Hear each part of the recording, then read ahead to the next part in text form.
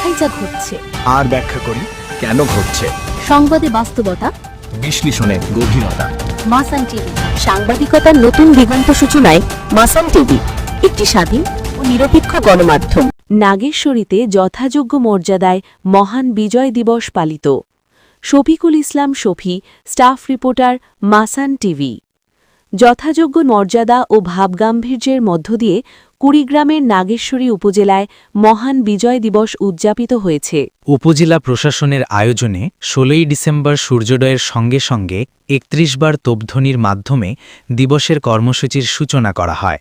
পরে আনুষ্ঠানিকভাবে জাতীয় পতাকা উত্তোলন করা হয়। এই উপলক্ষে স্থানীয় ফুটবল মাঠে বিভিন্ন শিক্ষা প্রতিষ্ঠানের শিক্ষার্থীদের অংশগ্রহণে সম্মিলিত কুচকাওয়াজ, সালাম বিনিময় ও বিজয়ীদের মাঝে পুরস্কার বিতরণ অনুষ্ঠিত হয়।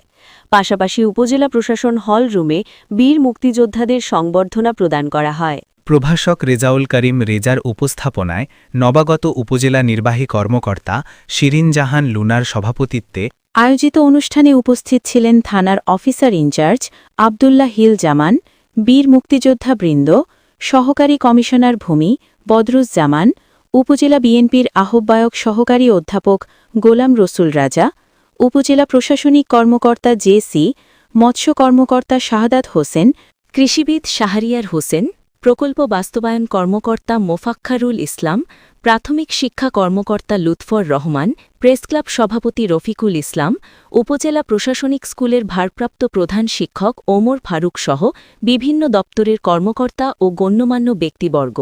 এছাড়াও বিএনপি, এনসিপি, জামাতে ইসলামী সহ বিভিন্ন রাজনৈতিক, সামাজিক ও সাংস্কৃতিক সংগঠন এবং ভাওয়াইয়া একাডেমির পক্ষ থেকে শহীদ মুক্তিযোদ্ধাদের স্মৃতিফলকে পুষ্পস্তবক অর্পণ, আলোচনা সভা ও বিভিন্ন কর্মসূচির মাধ্যমে মহান বিজয় দিবস যথাযথভাবে পালন করা হয়। আমরা দেখাই যা ঘটছে, আর ব্যাখ্যা করি কেন ঘটছে।